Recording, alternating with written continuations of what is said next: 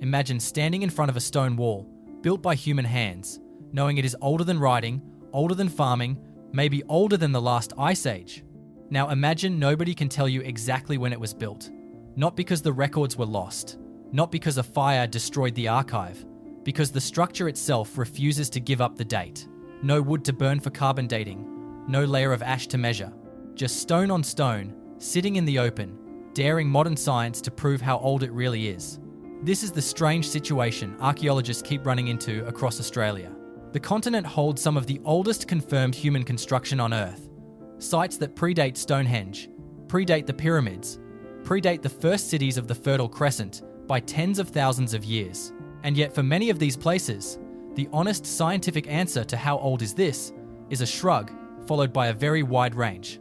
Sometimes that range spans 20,000 years. Sometimes it spans 40,000. At one site, the range runs from 25,000 years ago all the way to the 1800s. Australia is home to the oldest continuous human culture on the planet, with confirmed occupation stretching back at least 65,000 years. That's not a rounding error. That's more than 10 times older than the pyramids of Giza, and more than 12 times older than Stonehenge. So it should follow that the continent is covered in datable ancient structures, sitting neatly on a timeline for scientists to measure. Instead, what actually happened is almost the opposite. The deeper archaeologists dig, the more structures they find that technology simply cannot pin a number on. Today, we're counting down 10 ancient structures scattered across Australia, from the tropical north to the southern coast, and looking honestly at why nobody can pin down their true age. Some of these puzzles come down to geology working against us, stone that carries no organic material for a lab to test. Some come down to the structures themselves being rebuilt, over and over, by the people who used them, erasing any single built on this date moment. And one entry on this list did something almost nobody expected. It got dated with total precision, and the answer was so strange that scientists are still working through what it means. And before we get into the list, if documentaries about places history forgot are your thing, this channel puts one out regularly, so hit subscribe and turn on notifications so you don't miss the next one. It genuinely helps us keep making these deep dives, instead of chasing whatever trends. Alright, let's start counting down. Number 1. The Mount William Stone Axe Quarry, Victoria. In the hills northeast of Lancefield sits a quarry, the Wurundjeri people, called Wil Ime Mooring, meaning axe place. Hundreds of mining pits pockmark a ridge of diabase greenstone, the waste rock still piled where it was dumped after workers split blanks for axe heads.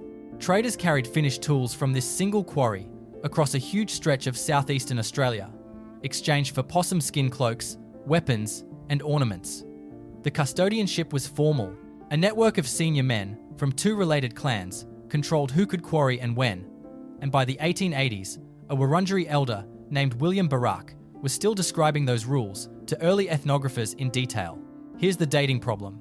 Quarrying leaves behind stone, and stone doesn't carbon date.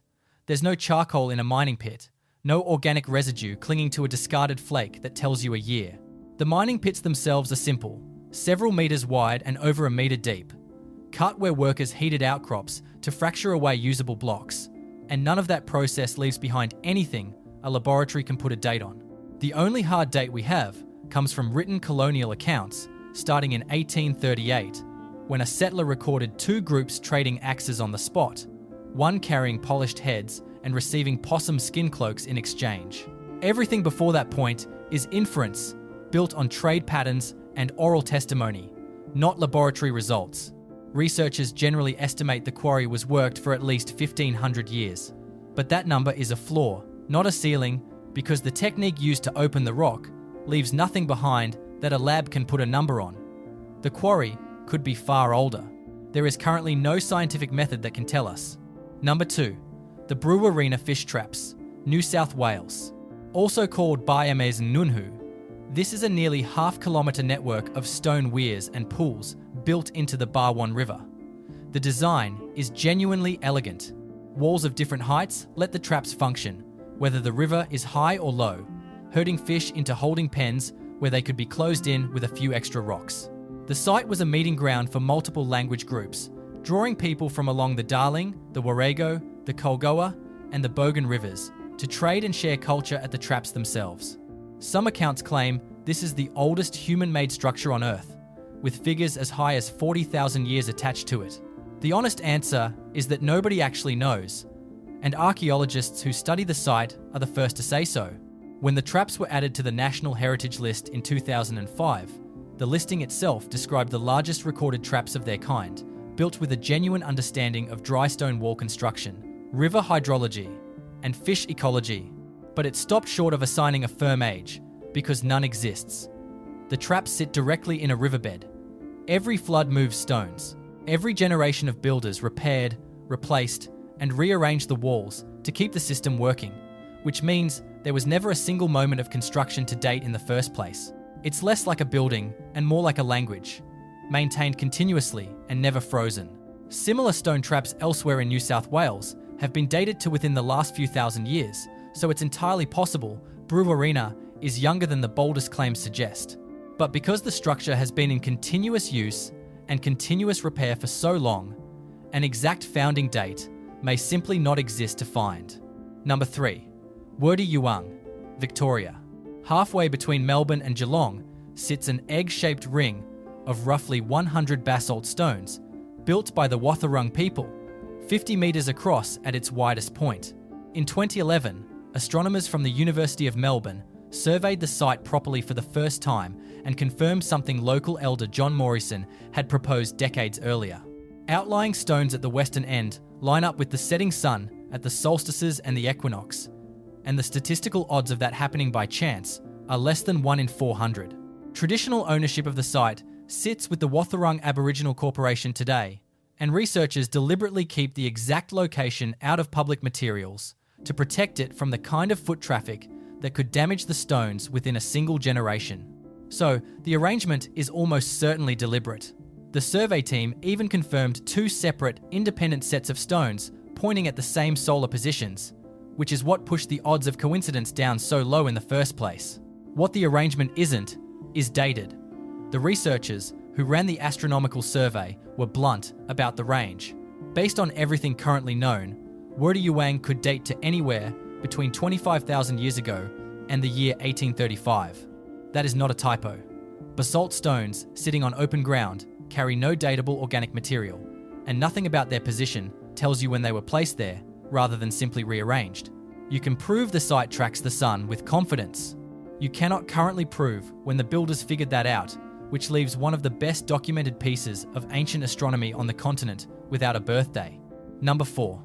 Nawarla Gabarnmang, Northern Territory. On the Arnhem Land Plateau, accessible mainly by helicopter, sits a rock shelter unlike almost anything else on the continent.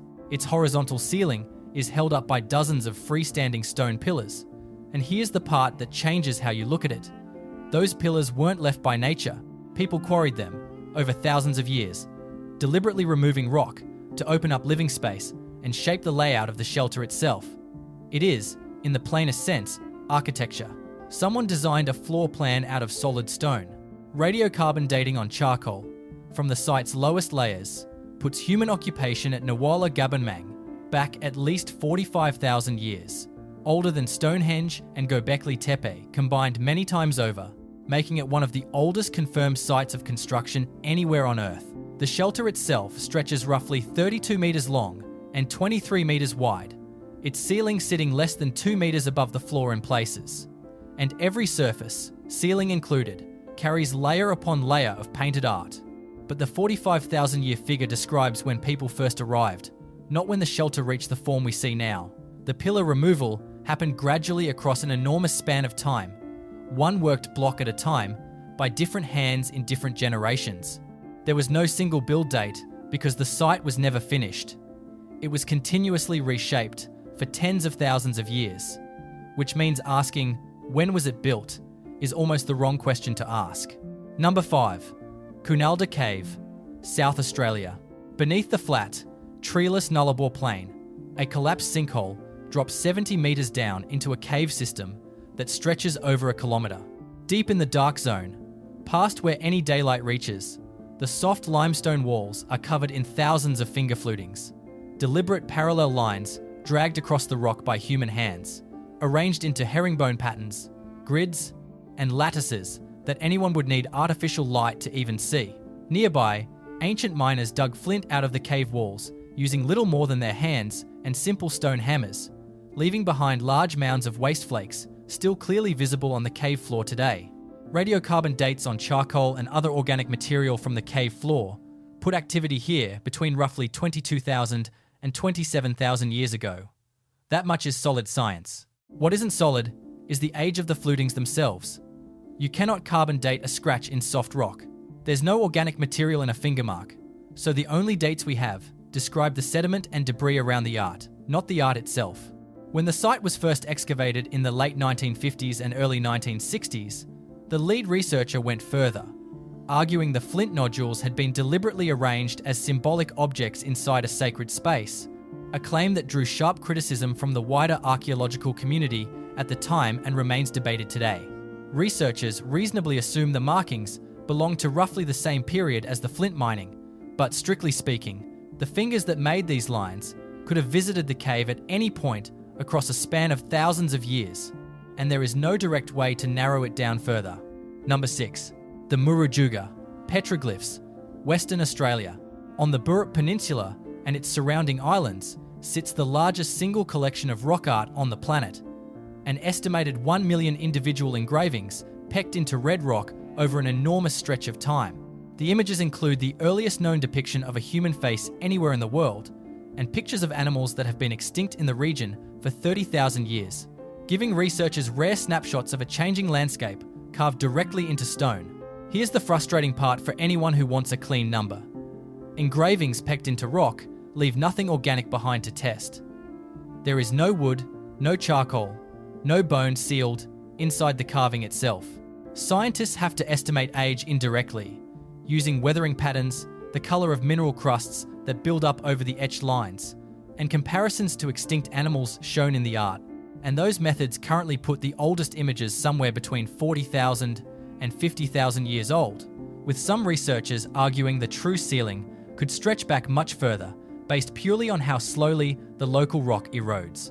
One geological study found erosion rates so low here that the carvings could theoretically remain visible for 60,000 years, which only widens the honest range rather than narrowing it.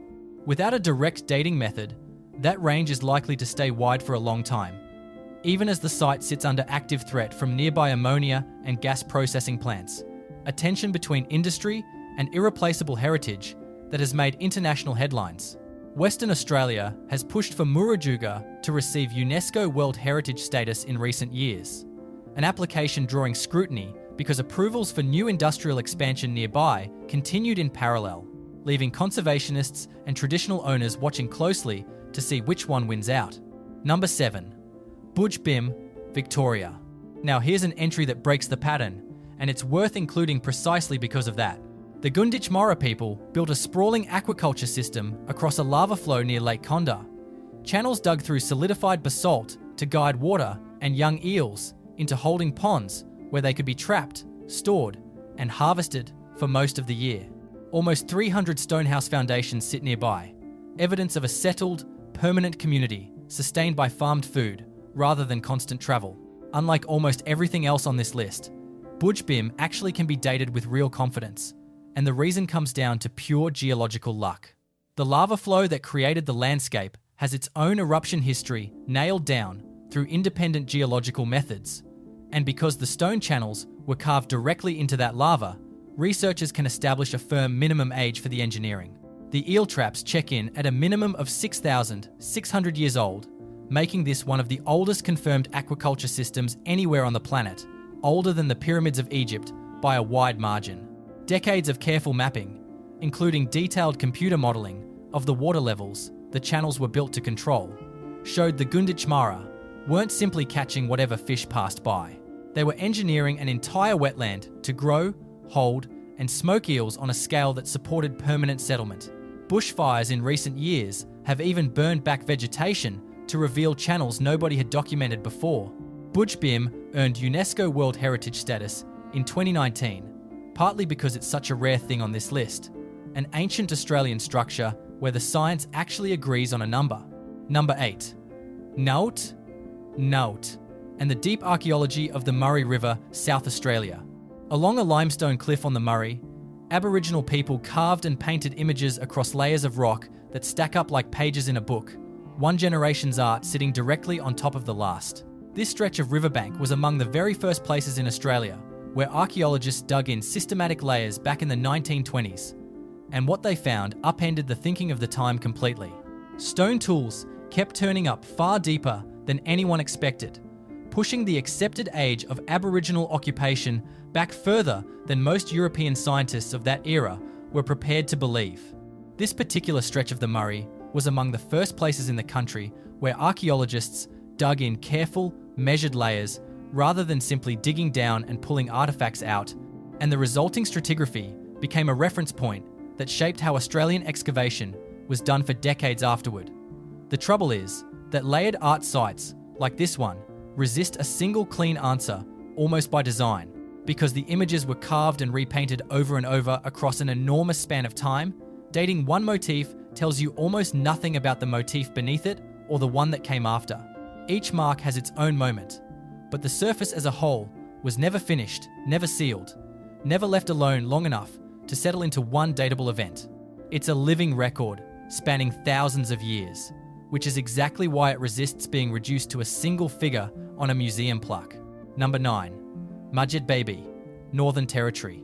Near the edge of Kakadu, on Mirarr country, a low sandstone overhang has become the single most argued over rock shelter in Australian archaeology. Excavations here have turned up more than 100,000 artifacts, painstakingly sieved and catalogued over multiple field seasons, including what researchers believe is the oldest known grinding stone on the planet, dated to nearly 69,000 years old, along with some of the earliest ground-edge stone axes anywhere, and enormous quantities of ochre, suggesting art and symbolic behaviour reaching back further than almost anywhere else on Earth. The site was first excavated back in 1973, but the controversy really started in 1989, when a follow-up dig dated the lowest layers using an early luminescence technique, putting occupation at 50 to 60,000 years, a figure that stunned a discipline still used to thinking of Australian settlement in terms of a few tens of thousands of years, at most. Critics pushed back hard, arguing termites, burrowing animals, or simple sand movement could have dragged younger artifacts down into older soil, inflating the age artificially. That criticism sat unresolved for almost 3 decades. Wanting to settle it properly, researchers approached the Mirarr traditional owners and, working through the Gunjaymi Aboriginal Corporation, secured permission to re-excavate the shelter with far stricter controls.